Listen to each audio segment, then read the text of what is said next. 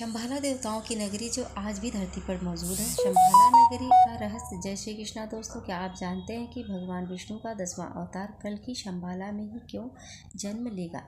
मान्यता है कि शंभाला में ही कल की अवतार का जन्म होगा, जो कलयुग का अंत कर धर्म की पुनर्स्थापना करेंगे। संस्कृति में शभ का अर्थ है शांति का स्थान, और यही इस नगरी के नाम का मूल अर्थ है। आखिर तानाशाह हिटलर इसे किसी भी हालत में क्यों खोजना चाहता था। शंभाला एक ऐसी जगह है जहां आज भी चिरंजीवी जैसे अश्वत्थामा जीवित हैं। सबसे रहस्यमय बात कि यहाँ के लोग 4000 साल तक कैसे जीवित रहते हैं, यह सवाल सदियों से समस्त मानव जाति को चौंका रहा है। आज के इस वीडियो में हम इन सभी सवालों के जवाब जानेंगे और शंभाला के अनसुलझे रहस्यों से जुड़ी जानकारी आपके साथ साझा करेंगे। तो चलिए इन रहस्यों से पर्दा उठाते हैं और जानते हैं कि क्या आज भी शंभाला का ज्ञान और शक्तियाँ मौजूद हैं। इसे एक पवित्र नगरी माना जाता है जहाँ भगवान विष्णु अंतिम अवतार में प्रकट होंगे। श्रीमद् भागवत पुराण, विष्णु पुराण, महाभारत, मत्स्य पुराण और कल्कि पुराण में जगत पालक भगवान विष्णु के 10वें अवतार कल्कि के प्राकट्य का उल्लेख मिलता है। एक भूला बिसरा साम्राज्य जिसे गोगे किंगडम के नाम से जाना जाता है, यह साम्राज्य लगभग 1 लाख लोगों का घर था। पर एक रात में ऐसा क्या हुआ कि यह 1 लाख लोग अचानक गायब हो गए और बिना कोई नामो निशान छोड़े, मानो वो कभी वहाँ थे ही नहीं। विज्ञान के लिए यह घटना सदियों से एक पहेली है, लेकिन कुछ कहानियाँ इस रहस्यमय घटना को एलियन से जोड़ती हैं। यह साम्राज्य 13वीं शताब्दी के दौरान बसाया गया था, एक बर्फ से ढकी बंजर जगह पर, जहां किसी को भी इसके जीवित रहने की उम्मीद नहीं थी। लेकिन समय बीतता गया और 15वीं शताब्दी तक यह स्थान धन वैभव से भर गया और वहां 1 लाख लोग सुखपूर्वक जीवन जी रहे थे। जब अन्य साम्राज्य के सम्राट गूगे के राजा से पूछते कि उन्होंने इतना अद्भुत और समृद्ध साम्राज्य कैसे बनाया, तो गूगे साम्राज्य के लोग हमेशा इसका श्रेय शंभाला नगरी को देते थे। उनका कहना था, हम जो कुछ भी है वह शंभाला नगरी के लोगों की मदद से है। यह वही नगरी है जिसे हिंदू और बौद्ध धर्म में देवताओं का निवास स्थान माना जाता है। लेकिन 1673 में लद्दाख के राजा ने इस साम्राज्य पर हमला कर दिया। सुबह जब उसने अपनी सेना से हमला करवाया तो उसके सामने एक अजीब दृश्य था। पूरी नगरी खाली थी। 1 लाख लोग अचानक कहाँ गायब हो गए, यह सवाल आज भी रहस्य बना हुआ है। सैनिकों का ध्यान महल के अंदर मौजूद उन सुरंगों पर गया जो धरती के अंदर लगभग 1 से 2 किलोमीटर तक फैली हुई थी। गुफाओं के पास हलचल के कई निशान थे, जिससे यह साफ था कि वहाँ हाल ही में काफ़ी गतिविधियाँ हुई थी। यह सुरंगें टूट चुकी थीं, यहाँ यूँ कहें कि जानबूझकर तोड़ी गई थीं। फिर भी अंदर जाने की कोशिश की गई, लेकिन किसी को कुछ भी नहीं मिला। आखिरकार उनकी खोजबीन उन्हें उन सुरंगों तक ले गई जो कैलाश पर्वत की ओर जाती थी। कैलाश पर्वत जिसे भगवान शिव का निवास स्थान माना जाता है और शंभाला का प्रवेश द्वार भी आज तक विज्ञान और रहस्य का केंद्र बना हुआ है। हिमालय की बर्फीली और दुर्गम चोटियों के बीच छिपा हुआ है एक ऐसा रहस्यमय स्थान जो सदियों से खोजकर्ताओं, साधकों और रहस्यवाद के लिए आकर्षण का केंद्र बना हुआ है। इस स्थान का नाम है शंभाला, एक पौराणिक शहर जिसे ज्ञान, शांति और उन्नत सभ्यता का केंद्र माना जाता है। इस रहस्यमय स्थान को ज्ञानगंज सिद्धाश्रम या शांग्री-ला के नाम से भी जाना जाता है, लेकिन इसे ढूंढ पाना बिल्कुल आसान नहीं है। आधुनिक तकनीकें भी इसके रहस्य को अब तक सुलझा नहीं पाई हैं। हमारे महाकाव्यों में वर्णित सभी अमर चिरंजीवी जैसे अश्वत्थामा, हनुमान जी, विभीषण, व्यास महर्षि, कृपाचार्य, परशुराम और राजा बलि, इन चिरंजीवियों के बारे में मान्यता है कि ये हमेशा जीवित रहेंगे और कलयुग में भी मौजूद रहेंगे। इनमें से कुछ को ईश्वर ने अमरता का वरदान दिया है, तो कुछ अशाप के कारण अमर हो गए हैं। कहा जाता है कि आज भी शंभाला में निवास करते हैं। शंभाला के निवासियों के पास असाधारण बुद्धि और आध्यात्मिक तकनीकी है। वे टाइम ट्रेवल कर सकते हैं और यहाँ तक कि एलियन से संपर्क करने की क्षमता रखते हैं। मुख्य बात यह है कि शंभाला एक मल्टी डायमेंशन बहुआयामी राज्य है, जहाँ पहुँचने के लिए हमें बहुआयामी चेतना की आवश्यकता होती है, जिसे हिमालय के आध्यात्मिक वातावरण में खोजा जा सकता है। शंभाला का उल्लेख प्राचीन धार्मिक ग्रंथों में होता है।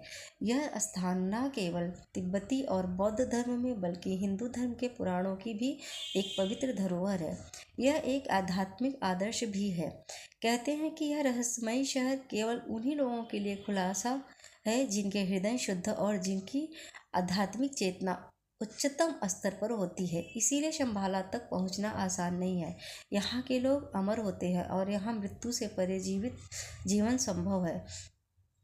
यह शहर तिब्बती बौद्ध धर्म और हिंदू धर्म सहित कई प्राचीन ग्रंथों में वर्णित है। मान्यता है कि शंभाला में ही कल्कि अवतार का जन्म होगा, जो कलयुग का अंत कर धर्म की पुनर्स्थापना करेंगे।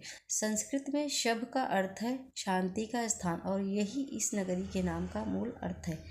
तिब्बत की एक प्राचीन पवित्र पुस्तक में एक ऐसा नक्शा है जो कई प्राचीन शहरों को दर्शाता है। यहाँ तक कि 7वीं सदी में तिब्बत के प्राचीन बौन ग्रंथ में शंभाला को एक नक्शे पर दर्शाया गया था, जिसे लगभग 2000 साल पुराना माना जाता है। दोस्तों, महाकाव्यों में वर्णित शंभाला एक अद्भुत साम्राज्य है, जिसमें कालचक्र, मंडल, पिरामिड और आयुर्वेदिक के जुड़े कई रहस्य छिपे हुए हैं। कहा जाता है कि शंभाला के पहले राजा सुचंद्र ने एक 9 मंजिला क्रिस्टल पर्वत का निर्माण करवाया था, जो अपनी अद्वितीय संरचना और शक्ति के लिए प्रसिद्ध है। यहाँ के निवासी शारीरिक और मानसिक रूप से पूरी तरह परिपूर्ण माने जाते हैं और यह नगरी एक ऐसे स्थान का प्रतीक है जहाँ ज्ञान, विज्ञान और आध्यात्मिकता का संगम होता है। इसे एक दिव्य और पवित्र नगरी माना जाता है जो आध्यात्मिक शांति, करुणा और ज्ञान का प्रतीक है। एक ग्रंथ में शंभाला को एक ऐसी नगरी के रूप में वर्णित किया गया है जहाँ एक महान सभ्यता निवास करती है। इसमें एक भविष्यवाणी की गई है कि जब दुनिया में अज्ञानता, हिंसा और अधर्म की बोलबाला होगा, तब शंभाला का अंतिम राजा प्रकट होगा। इस राजा को रुद्र चक्रण के नाम से जाना जाएगा। जब संसार अंधकार में डूब जाएगा और धर्म का पतन हो जाएगा, तब यह राजा प्रकट होकर अधर्म का नाश करेगा और धर्म की पुनः स्थापना करेगा।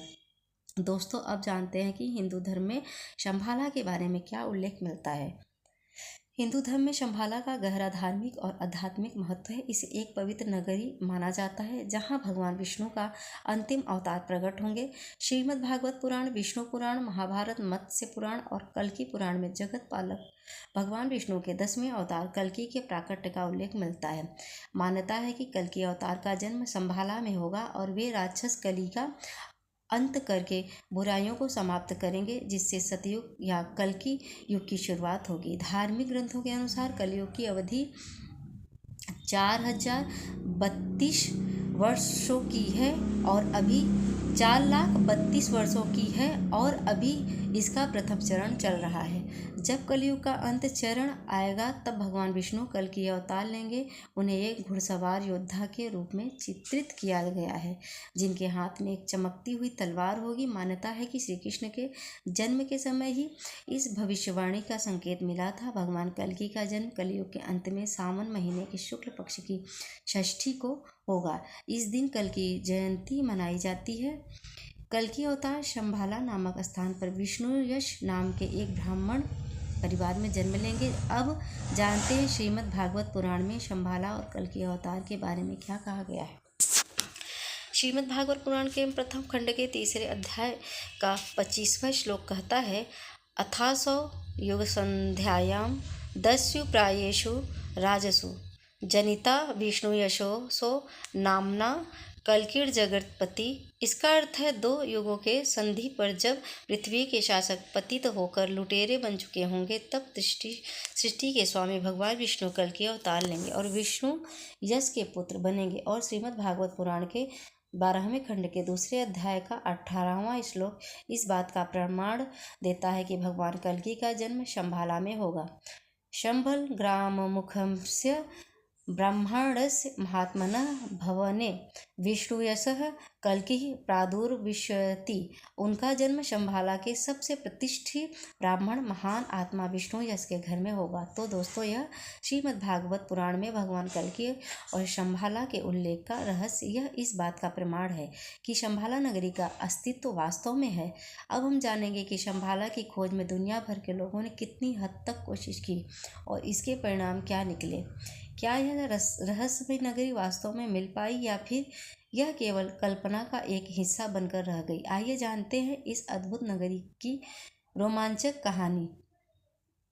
शंभाला को खोजने के लिए इतिहास में कई साहसी यात्राएं और रिसर्च की गई, लेकिन इनमें से कोई भी खोज पूरी तरह सफल नहीं हो सकी।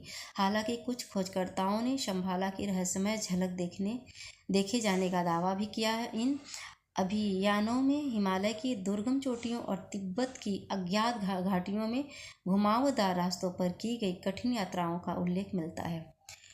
निकोलस रोएरिच एक प्रसिद्ध रूसी चित्रकार, लेखक, पुरातत्वविद और रहस्यवादी थे, जिन्होंने 1920 के दशक में शंभाला की खोज के लिए एक साहसिक अभियान का नेतृत्व किया। उनका मानना था कि शंभाला केवल भौतिक स्थान नहीं बल्कि एक आध्यात्मिक मार्ग है।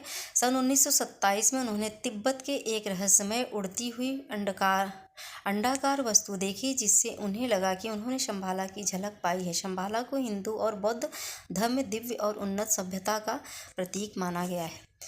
इसे केवल वे लोग खोज सकते हैं जिनका हृदय शुद्ध और चेतना आध्यात्मिक रूप से विकसित हो चुकी है। इस नगरी से जुड़ा एक रहस्यमय चिंतामणि पत्थर भी बताया जाता है, जिसे अपार शक्तियों का स्रोत माना गया है। इसके अलावा उत्तराखंड की रूपकुंड झील में हजारों वर्षों से पड़े नरकंकालों के रहस्य को भी शंभाला से जोड़ा गया है। कुछ मान्यताओं के अनुसार यह तीर्थ यात्रियों को हो सकते हैं जो शंभाला की खोज में आए थे और यति मानव का शिकार बने। हालांकि वैज्ञानिक इस रहस्य को अब तक पूरी तरह नहीं सुलझा पाए हैं।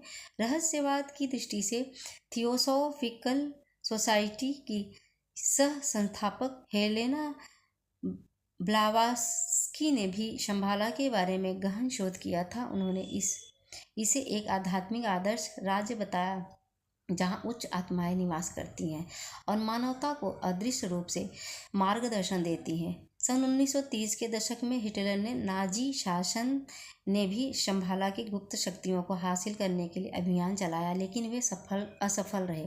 नाजियों का मानना था कि इस दिव्य नगरी में छिपी प्राचीन तकनीकें उन्हें विश्व पर शासन करने में मदद कर सकती हैं। शंभाला की सभ्यता को अत्यधिक उन्नत माना जाता है। कहा जाता है कि यहाँ के लोग टेलीपैथी, टेलीकिनेसिस, उड़ान तकनीकों और अंतरिक्ष यात्रा जैसी शक्तियों का उपयोग करते थे। वे हजारों वर्षों तक जीवित रह सकते थे और ब्रह्मांडी ऊर्जा स्रोतों से जुड़े थे। शंभाला का वास्तविक स्थान आज भी एक रहस्यमय बना हुआ है।